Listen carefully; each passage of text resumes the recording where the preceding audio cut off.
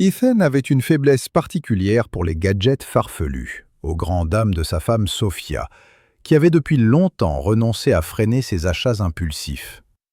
Un soir, il entra dans leur salon avec un sourire, poussant sa dernière trouvaille, un robot humanoïde élégant.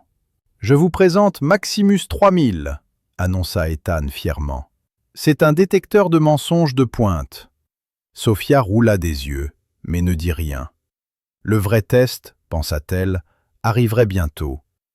Vers 17h30, leur fille de 12 ans, Chloé, entra dans la maison, avec plus de 2 heures de retard sur son heure habituelle.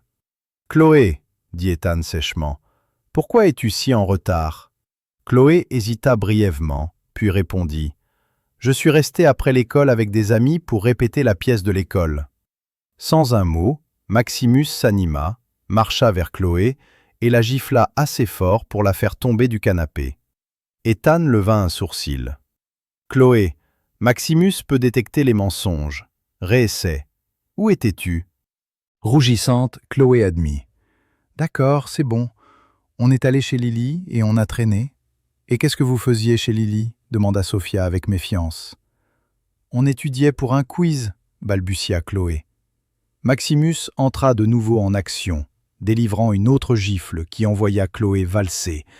Sanglotant, elle se releva. « D'accord, on a regardé Midnight Desires.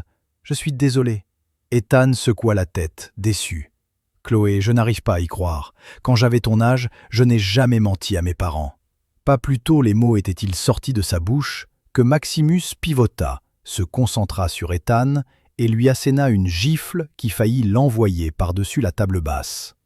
Sophia se plia en deux de rire. « Oh, Ethan !» dit-elle à travers ses larmes. « Tu l'as bien cherché. Tu n'as pas le droit de lui faire la leçon. Elle est bien ta fille, après tout. » Avant que Sophia ne puisse finir, Maximus se tourna, grinça de façon sinistre et délivra une gifle qui la laissa étaler sur le sol. De son coin de la pièce, Ethan murmura. « Peut-être que Maximus est assorti d'une politique de retour ?» Un voyageur en panne se trouva dans le pétrin quand sa voiture quitta la route et finit dans un fossé en zone rurale. Alors que le désespoir commençait à s'installer, un fermier local apparut, menant son puissant cheval, Buddy. Le fermier attela calmement Buddy à la voiture et cria « Tire, Nelly, tire !» Mais Buddy ne bougea pas. Pas découragé, le fermier beugla « Tire, Buster, tire !» Mais Buddy ne bougea pas. Encore une fois, le fermier cria « Tire, Coco, tire !» Toujours pas de mouvement.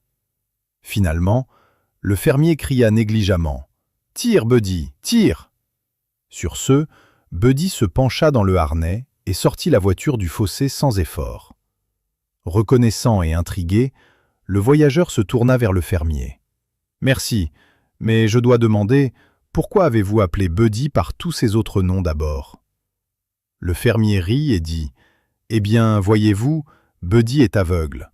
S'il pensait qu'il tirait tout seul, il n'essaierait même pas. » Après une longue et épuisante journée, une jeune femme s'installa enfin sur son siège dans le train, espérant un trajet paisible pour rentrer chez elle.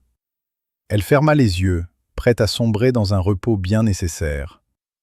Mais ses espoirs furent rapidement réduits à néant par l'homme assis à côté d'elle, qui sortit son téléphone et commença à parler assez fort pour que tout le wagon entende. « Salut chérie, c'est John. »« Je suis dans le train, » annonça-t-il. « Oui, je sais qu'il est 18h30, pas 16h30, mais j'ai eu une longue réunion. »« Non chérie, je n'étais pas avec Cathy de la compta. J'étais avec le patron. Je te jure que tu es la seule dans ma vie. »« Oui, j'en suis sûr, chérie. » Pendant un bon quart d'heure, la conversation traîna en longueur, sa voix dominant l'espace et testant la patience de tout le monde autour. Finalement, la jeune femme en eut assez. Elle se pencha près de lui, puis parla fort dans son téléphone. « John, chérie, raccroche et reviens au lit. » Le wagon explosa de rire, et le visage de John devint écarlate. Il raccrocha instantanément, et à partir de ce jour, John ne fit plus jamais d'appel téléphonique bruyant en public.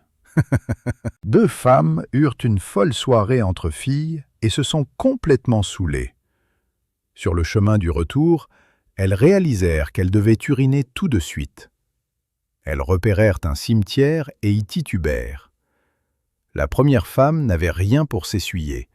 Alors, elle utilisa juste sa culotte et la jeta. La seconde ne voulait pas abîmer sa lingerie chère, alors elle attrapa un gros ruban sur une couronne funéraire et s'essuya avec. Le lendemain matin, le mari de la première femme appela le mari de la seconde et dit « Ces soirées filles doivent cesser. Ma femme est rentrée sans culotte. »« Ce n'est rien, » dit le second mari. « La mienne est revenue avec une carte de condoléances coincée entre les fesses qui disait « De la part de tous à la caserne des pompiers, nous ne vous oublierons jamais. » Il pleuvait à verse, et une grande flaque d'eau s'était formée devant un pub irlandais. Un vieil homme se tenait près de la flaque, tenant un bâton avec une ficelle qui pendait dans l'eau, l'agitant doucement de haut en bas. Un gentleman qui passait, curieux et légèrement amusé, s'arrêta pour demander « Que faites-vous » ?« Je pêche » répondit le vieil homme, impassible. Le gentleman rit intérieurement, pensant « Pauvre vieux, il a perdu la tête. » Ressentant une pointe de pitié, il invita le vieil homme à l'intérieur pour boire un verre. Alors qu'ils étaient assis dans le pub chaud à siroter leur whisky, le gentleman décida de l'humorer. « Alors » demanda-t-il avec un sourire narquois. « Combien en avez-vous attrapé aujourd'hui » Le vieil homme prit une gorgée de sa boisson, sourit légèrement et dit « Vous êtes le 8e.